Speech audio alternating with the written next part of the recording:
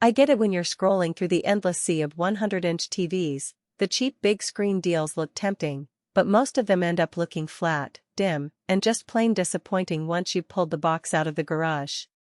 That moment when you realize the picture looks more like a cheap projector than a premium home theater is why I hesitate before I click add to cart. Link is in the description if you want to check the product details on Amazon.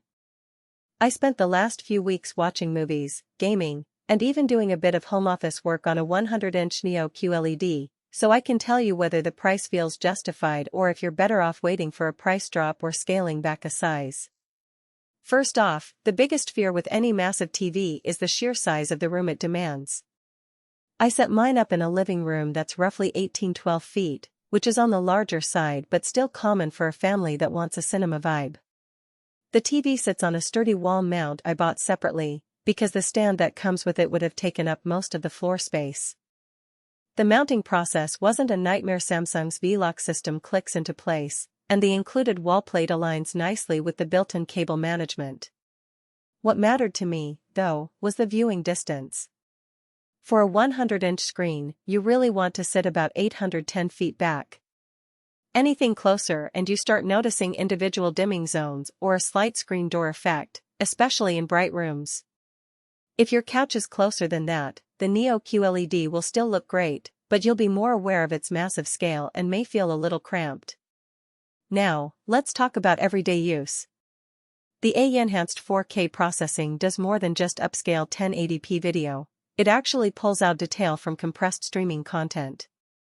I streamed a couple of older sitcoms that were originally mastered in standard definition, and the TV managed to sharpen edges without making the image look overprocessed. Sports nights felt surprisingly fluid thanks to the Quantum Matrix mini LED backlight that handles bright highlights and deep blacks separately.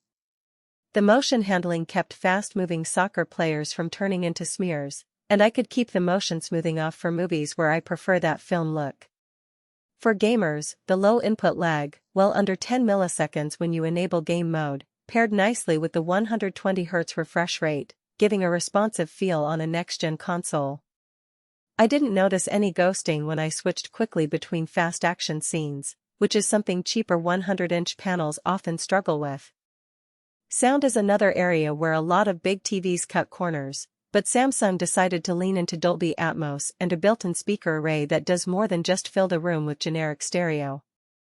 In a darkened room, I could hear directional cues in a thriller, footsteps moving from left to right, for instance, without having to add a separate soundbar. That said, the volume ceiling isn't enough for a large living room if you're hosting a party and need the TV to be the main source of music. I found that cranking the volume past 70% introduced a bit of distortion, especially in bass-heavy tracks. So, if you're a true audiophile or plan to use the TV as your primary music hub, you'll likely want a dedicated sound system to complement it. One hidden trade-off is the power draw.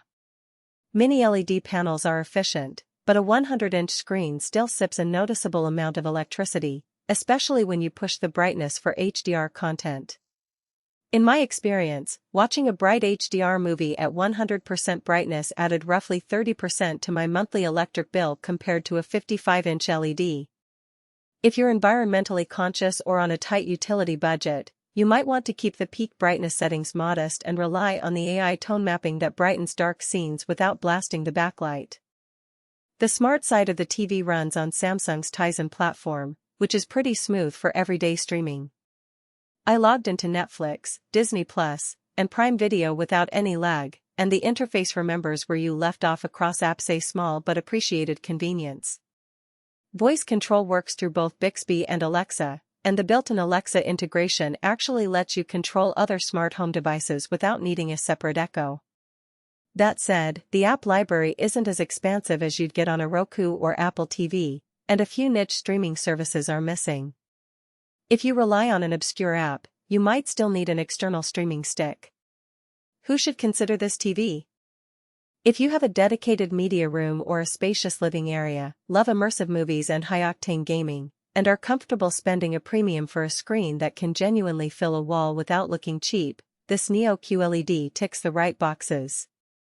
Families that watch a lot of streamed content, sports fans who want smooth motion, and anyone who enjoys Dolby Atmos without buying a separate soundbar will get real value here.